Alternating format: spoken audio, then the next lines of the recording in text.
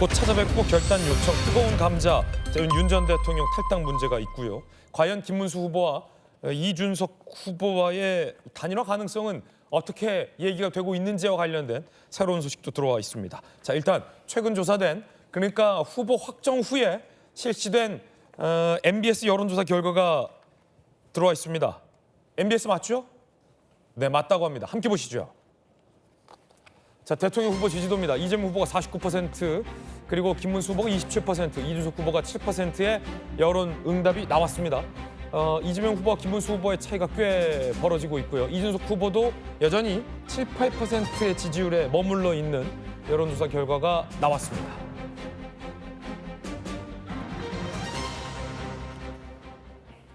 자, 그런데 이 여론조사를 잘 보시면 같은 조사기관에서 실시했던 이 직전의 여론조사와는 차이가 있습니다.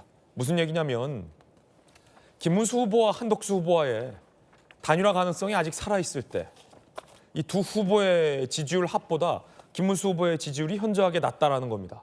같은 동일한 여론조사 기관의 여론조사였는데요. 다시 말해서 뭔가 국민의힘이 지금 잘못하고 있다는 겁니다. 그만큼 보수 지지층들이 결집하지 않고 있다는 얘기입니다. 자, 같은 여론조사에 이 직전 여론조사 결과 함께 보시죠. 자, 보시면 이때는 한덕수 후보가 23, 김문수 후보가 12였습니다. 보수 지지자들이 35%였습니다. 자, 이 상태에서 잘 보세요. 한덕수, 김문수 합치면 35였고요. 이준석 후보 지지율을 합치면 40입니다. 그러면 이재명 43, 그리고 나머지 후보들의 합이 40, 오차 범위 내에서 해볼 만한 승부였다라는 거죠. 그런데 지금 발표된 여론조사 결과를 보면 이게 27로 줄어들었다는 겁니다. 이준석을 합쳐도 34밖에 되지 않는다는 거죠. 뭔가 문제가 있다 라는 지적이 많습니다. 이런 거 연구하는 비전전략실장을 역임했었던 김근식 교수님, 뭔가 국민의힘의 선거 전략에 잘못되고 있다는 거예요. 캐파가 분명히 컸어요. 합산을 해보면 해볼 만한 선거였다라는 게 여론조사에서 드러나는 겁니다. 그런데 지금은 한덕수 후보가 없어졌죠. 그리고 김문수 후보로 후보가 선정됐고, 김문수 후보는 후보가 되자마자 한덕수 후보와 단일화하겠다고 했지만 이른바 말을 뒤집었다라는 논란이 여전히 진행 중입니다. 지지율이 이 한덕수, 김문수를 합쳤을 때보다 못 받고 있다. 이거 뭔가 심각한 뭔가 어딘가에 문제가 있는 것 같아요. 어떻게 보십니까? 앵커께서 정확하게 지적을 해주셨고요. 지금은 이제 선거 초반이니까 저런 어려움에도 불구하고 그 원인을 정확히 분석해서 있었던 우리의 기존의 지지율의 총합이라도 가지고 일단 출발을 해야 치고 올라갈 수 있는 가능성이 있다는 말씀 분명히 드리고요. 우리가 단일화를 계속 이야기하는 건 단일화의 성공 사례가 있기 때문입니다. 그 대표적인 게 2007년에 노무현, 정몽준이 단일화해서 앞서가던 이해창 후보를 꺾은 적이 있어요. 대역전극을 벌였죠. 그때가 정확히 좀 앵커께서 말씀하신 그런 요건들을 충족했을 때입니다. 그 당시 2007년에 선거운동 기간 내내 이해창 후보 1위 후보였는데 40대 한 중반 정도에 앞서가는 후보였고요. 그다음에 민주당 후보로 일찍 선출된 노무현 후보는 20% 한 초반대, 중반대였습니다. 그리고 계속 떨어지고 있었죠. 그리고 새로 등장했던 2002년 한일 월드컵 때문에 등장했던 정몽준 국민통합 21 후보가 20% 중반대를 일약 단번에 차지했었어요. 그러니까 40% 중반대 앞서가는 1위에 대해서 2위, 3위가 20% 초중반이기 때문에 합치면 이길 수 있다는 그 근거가 나와 있는 거예요. 그래서 단일화가 또 극적으로 굉장히 드라마틱하게 성립이 됐기 때문에 바로 되치기가 돼가지고 이게 역전승이 된 거거든요. 이제 그 2007년에 상황을 보고 지금 우리가 한덕수 후보와의 단일화 그리고 이준석 후보와의 단일화를 계속 이야기하고 있는데 금방 말씀하신 것처럼 어제 나온 MBS 저 수치만 놓고 보면 그렇게 할 수 있는 상황이 안 돼버리는 거예요. 왜냐하면 한덕수와의 단일화도 물 건너 가버렸고 한덕수와의 단일화가 물 건너 가면서 한덕수와 김문수 합친 그 총합이 이번에 어제 나온 건 그 전체보다도 모자라게 나오기 때문에 지금 당장 이준석 후보와의 단일화밖에 안 남았는데 이준석 후보와 단일화 해봐야 앞서가는 1위 후보 이재명 후보를 이길 수 있는 방법이 저 수치만으로는 없는 겁니다. 그래서 저는 단일화 효과가 지금은 실효성이 없는 상황까지 내려와 버렸다. 이런 면에서 정말 우리 당에 지금 굉장히 심각하게 봐야 될 것 같고요. 그래서 결론적으로 보면 우리가 정말 짧은 기간입니다만 국민의힘 경선을 치열하게 치렀습니다만 저는 경선의 후과라고 생각해요. 경선이 끝나면 컨벤션 효과로 지지율이 올라가야 됩니다. 근데 오히려 지지율이 다 떨어지고 있습니다. 다 떨어지고 있다. 그리고 단일화 효과라는 게 있습니다.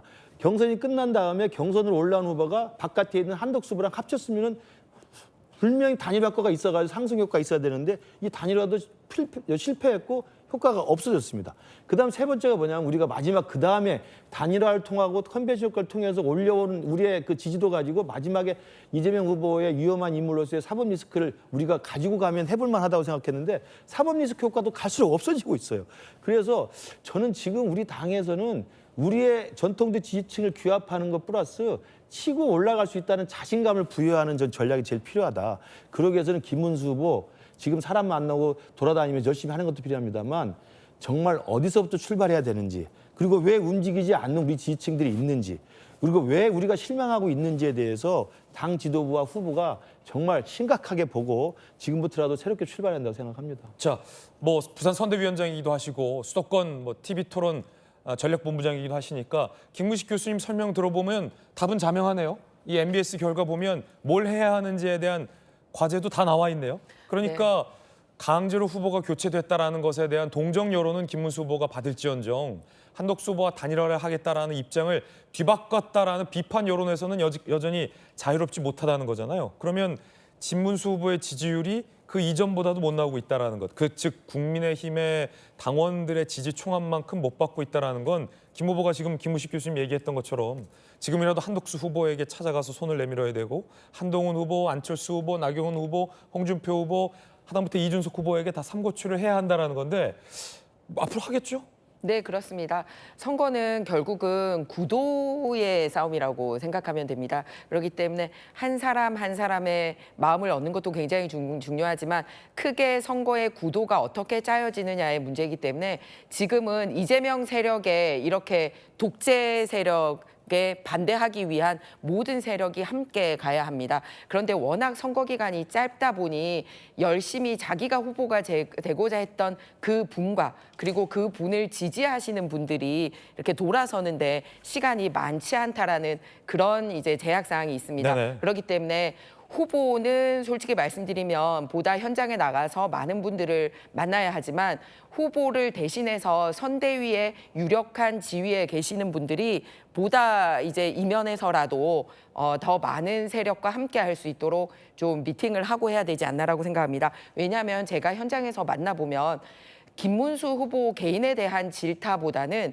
국민의힘이 아직도 정신을 못 차리고 있냐라는 질타가 훨씬 많다는 겁니다. 뭐냐면 지금 이기고자 하는 게 아니라 이렇게 수세임에도 불구하고 당신들끼리 그 작은 권력조차 나눠 먹으려고 이렇게 하고 있냐 하는 그 안타까움 때문에 거의 막 저를 붙들고 우는 분도 계세요. 그렇기 때문에 모두가 다 내 개인 권력보다 이대로 대한민국이 진짜 입법 독재를 넘어선 사법 행정 독재까지 넘어가서는 안 된다라는 거를 하기 위해서 자기 걸 얼마만큼 내려놓느냐를 보여야지 이제 협상이 될 것 같습니다. 그래서 앞으로 선대위도 그런 방향으로 갈 거라는 말씀을 드리고요. 예. 그리고 두 번째는 지금 이제 후보가 직접 되셨던 분들, 그러니까 경선 과정에 있으셨던 분들 중에서는 직접적으로 이렇게 확 움직이고 있지는 않습니다만 그분들 주변에 계셨던 유력 참모들은 선대위에 함께 하고 있는 상황입니다.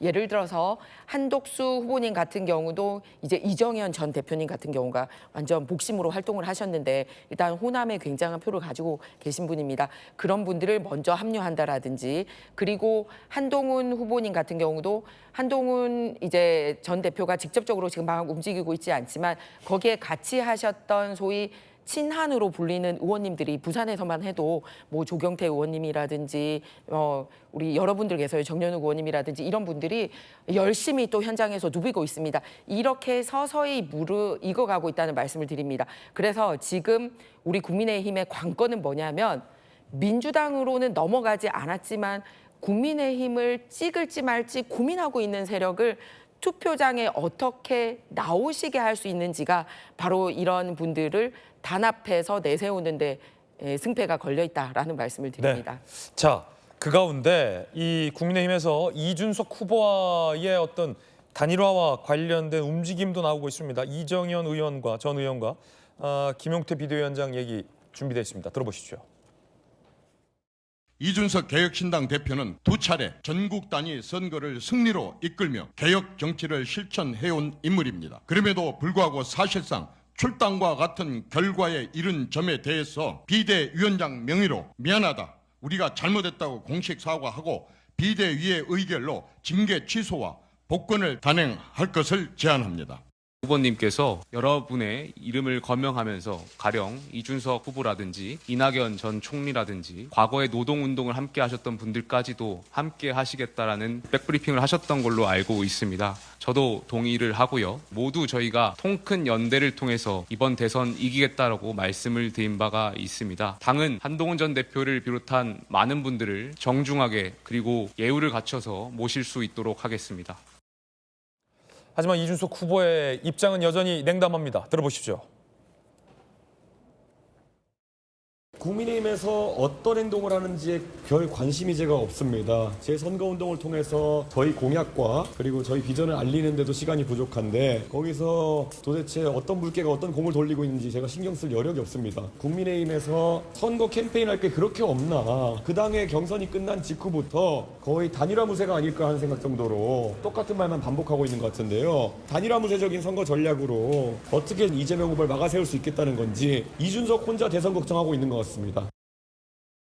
말은 이렇게 강경하게 하고 있지만 머리 좋은 이준석 후보도 알 것 같아요. 지금 이른바 국민의힘의 김문수 후보의 지지율로는 단일화를 한다 한들 아무런 효과가 없다. 그럴 바엔 차라리 이준석 후보가 끝까지 완주를 하고 지지율을 끌어올리는 게 더 이 보수 진영 재건을 위해 유효하다라는 생각을 하고 있을 것 같아요. 근데 만약에 김문수 후보와 이준석 후보 두 후보의 지지율 합산이 이재명 후보를 능가하게 된다면 그땐 또 이준석 후보의 생각이 달라질지는 또 모르겠는데 김정은님 어떻게 보십니까? 근데 결국에 안 달라질 것 같아요. 처음부터 지금까지 단일화에 디귿도 꺼내지 말아라. 그런 취지로 얘기를 하고 있기 때문에요. 그리고 두 번째는 그 국민의힘에서 그렇게 수모를 겪고 거의 그 쫓겨나다시피 해서 개혁신당을 창당을 한 건데 본인이 피선거권을 처음 얻어서 출마한 이 대통령 선거에서 갑자기 후보 단일을 한다? 그럼 정치적 미래가 없다고 본인도 판단하고 있을 겁니다. 또 하나는 여론조사 추이를 보면 특히 이제 중도층을 보면요. 소위 중도 싸움 아닙니까? 그럼 거기에서는 아까 MBS 조사 뭐 나왔습니다만 중도층은 훨씬 이재명 대표가 더 높아요. 그리고 중도층에 가면 김문수 후보와 이준석 후보가 굉장히 붙어 있어요. 그런 상황이기 때문에 단일화할 리가 없죠. 또 5월 28일부터는 소위 이제 여론조사 공표를 못 하잖아요. 그러니까 정말 시간이 없는 겁니다. 그런 상황에서 과연 이 단일화가 이루어질 것인가? 저는 굉장히 어려울 거라고 보고요. 빅텐트 처음부터 국민의힘에서 많은 얘기를 했었는데 결국엔 거기는 뭐 누구도 모이지 않는 또 텐트 칠 사람도 없는 그런 형국이 돼버렸고 오히려 빅텐트는 이재명 후보를 중심으로 진보 정당, 뭐 조혁신당, 그다음에 보수 그 원로라고 하던 분들 또 뭐 권오을, 이인기 의원 포함해서요. 윤여준, 뭐 이석연 전 처장님은 뭐 말할 것도 없고. 함께 다 모이고 있잖아요. 김상욱 의원도 지지 선언했고요. 또 홍준표 전 시장도 사실 하와이에서 국민의힘 진절머리 난다라고 얘기하는 것은 결국에는 이재명 후보에 대한 암묵적인 동의일 수도 있다고 생각하거든요.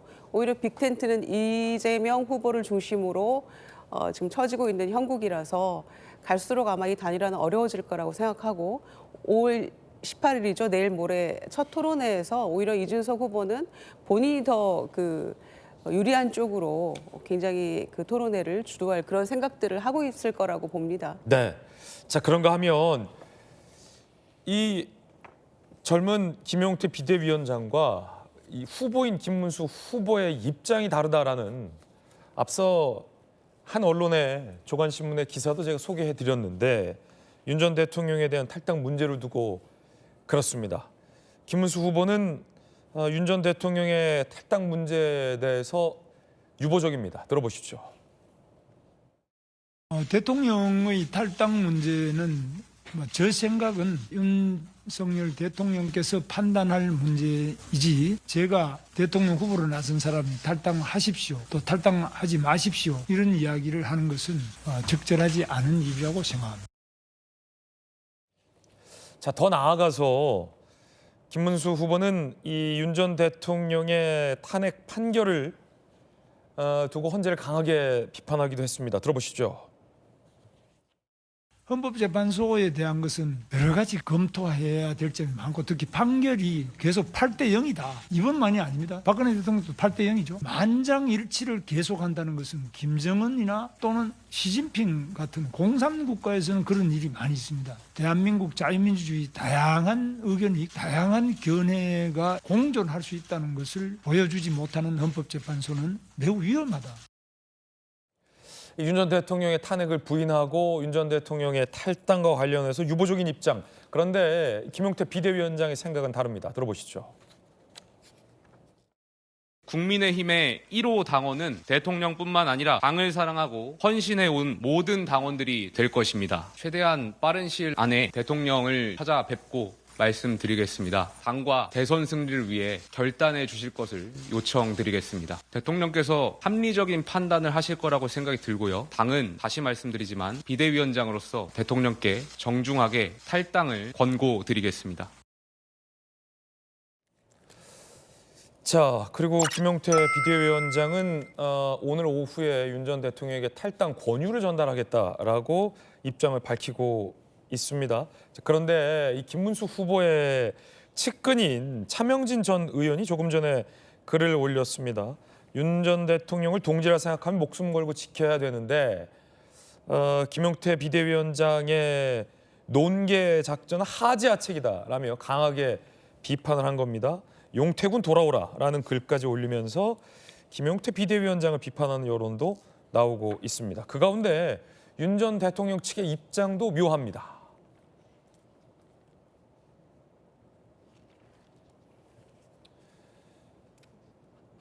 자, 윤 전 대통령 측 인터뷰 내용을 재구성한 보도에 따르면 김문수 후보가 자리를 지켜달라, 당적을 유지하겠다라는 대화를 나눴다라는 얘기도 나오고 있습니다.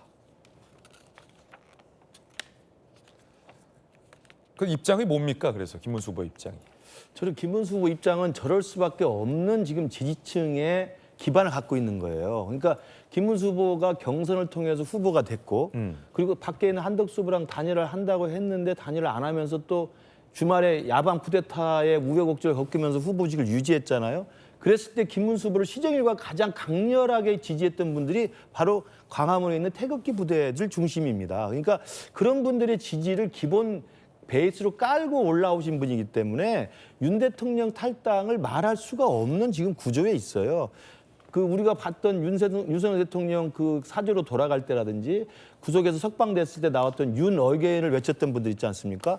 계몽령이라고 계엄을 정당화하고 탄핵에 결사반대했던 그분들, 광장을 꽉 메웠던 그분들의 윤 대통령 지지 비호 세력이 김문수 후보의 지금 가장 강력한 지지 기반이기 때문에 그 이야기를 할 수가 없는 구조가 있습니다. 저는 그래서 김문수 후보가 지금이라도 선거 중반전에 들어가면 빅텐트의 빅이라도 시작해 볼 것 같으면 그리고 우리의 지지율을 기존에 나왔던 한동훈, 한덕수, 뭐 안철수, 김문수까지 기존의 지지율을 다 합칠 수 있는 지지율로 돌아오기 위해서는요. 지금 저 입장에서 벗어나야 됩니다.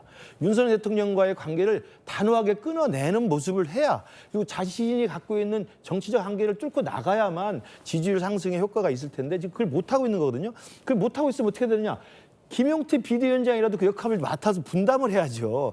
저는 그런 의미에서 김용태 젊은 우리 의원에게 비대위원장을 저는 제안했을 거라고 보는데 김용태 비대위원장도 열심히 노력은 하고 있습니다만 권유해서 될 일이 아니에요. 우리 윤석열 대통령 잘 알지 않습니까? 권유해서 될 사람입니까? 저는 강제로 끊어내야 한다고 생각합니다. 윤리를 열어서 윤리를 통해서 강제 출당 권유라는 징계를 내리든지 아니면 지난 2008년에 그 박근혜 대통령에 대해서 당시 홍준표 대표가 강제 제명했던 것처럼 대표 직권으로 강제로 끊어내야 됩니다. 그렇게 해야 표가 다시 몰릴 수가 있고 저 오른쪽에 가 있는 이른바 태극기 부대라고 되어 있는 그분들의 영향력에서 당을 좀 다시 돌려올 수가 있어요. 저는 그런 면에서 지금 당장 중요한 건 윤석열 대통령이 탈당하느냐 안 하느냐의 문제가 아니라 우리 당 지도부 그리고 지금 우리 당의 김문수 후보가 윤석열 대통령을 단호하게 끊어내면서 역사적으로 퇴장시켜내는 그런 단호한 모습을 보여야만 중원으로 뛰어나갈 수 있는 기본 베이스는 갖는 거다. 그렇지 않으면 계속 이 지지율에 서덕일 수밖에 없다는 개인적인 생각 갖고 있습니다.